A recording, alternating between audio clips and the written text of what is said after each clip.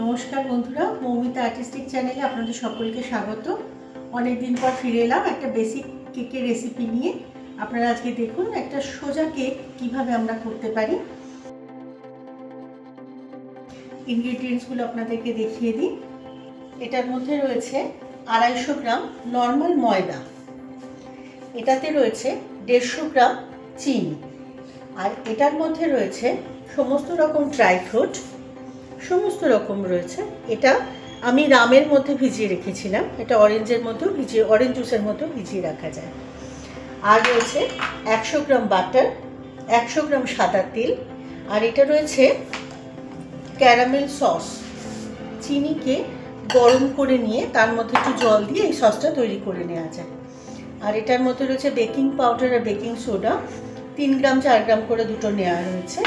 আর এটার মধ্যে রয়েছে জায়ফল গুঁড়ো আর দারচিনি গুঁড়ো, আর ভ্যানিলা এসেন্স 3টে ডিম, আর দুধ রয়েছে যদি ব্যাটারটা ঘন হয়ে যায় তখন ব্যাটারটাকে নরম করবার জন্য। প্রথমে একটা পাত্রের মধ্যে 3টে ডিম ফাটিয়ে নিলাম।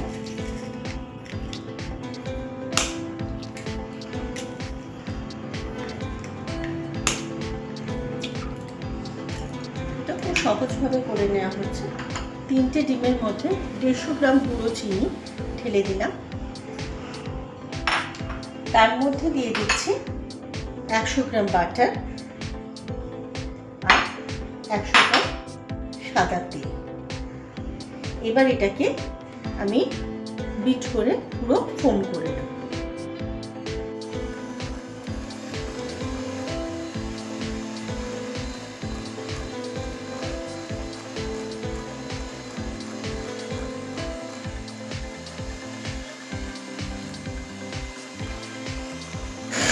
ব্যাটারটাকে এইভাবে করতে করতে ব্যাটারটা অনেকটা ফোমি হয়ে এসেছে।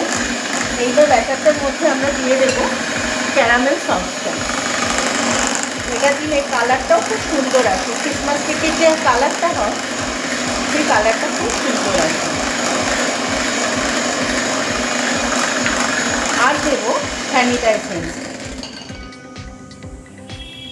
আন্দাজ মতো 1 চামচ মতো দিয়ে দেবো। এটা আপনারা আপনাদের পছন্দ মতো এসেন্স দিতে পারেন, ভ্যানিলার বদলে আমন্ড এসেন্সও দিতে পারেন।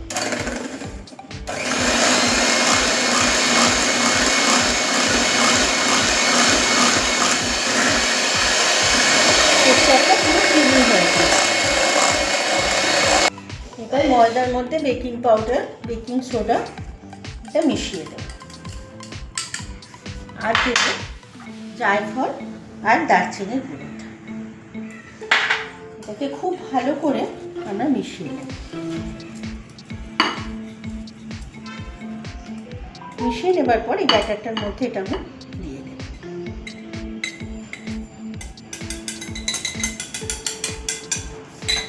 দেওয়ার পর আমরা কিন্তু আর খুব বিট করবো না, এটাকে জাস্ট এর মধ্যে কাট অ্যান্ড ফোল্ড করে মিশিয়ে দেব। ব্যাটারটা পুরো মেশানো হয়ে গেছে। এবার এর মধ্যে আমি দিয়ে দিলাম খানিকটা ড্রাই ফ্রুট, এটাকে আমি মিশিয়ে নেব। আর এটা বাকিটা রাখলাম ওপরে ছড়িয়ে দেওয়ার জন্য।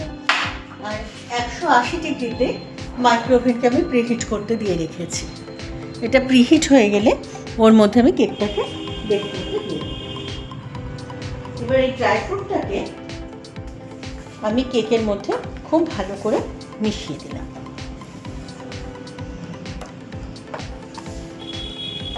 এই কেকটা কিন্তু ক্রিসমাস কেক হিসাবে ব্যবহার করা যায়, যেহেতু এটার মধ্যে ফ্লেভার হিসাবে দারচিনির গুঁড়ো, জায়ফলের গুঁড়ো দেওয়া রয়েছে, ক্যারামেল দেওয়া রয়েছে। সারা শীতকাল এটা খেতে পারবেন।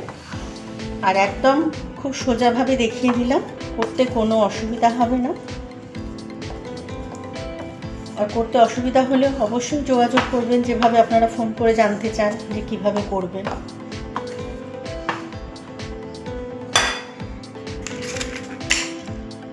আর এটা হচ্ছে 7 ইঞ্চির একটা কেক টিন, এটা গোল নিতে পারেন, চৌকো নিতে পারেন, কাগজের মোল্ডও পাওয়া যায়, সেগুলোও নিতে পারেন।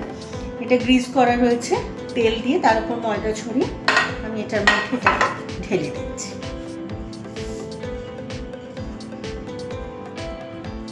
কেক টিনের মধ্যে এটা আমি ঢেলে নিয়েছি। এবার ড্রাই ফ্রুটগুলোর উপরে আমি একটু হালকা ময়দা মাখিয়ে নিয়েছি, না হলে এগুলো ভেতরে চলে যাবে। এবার এটা এর ওপর আমি ইচ্ছা মতো করে সাজিয়ে দিলাম।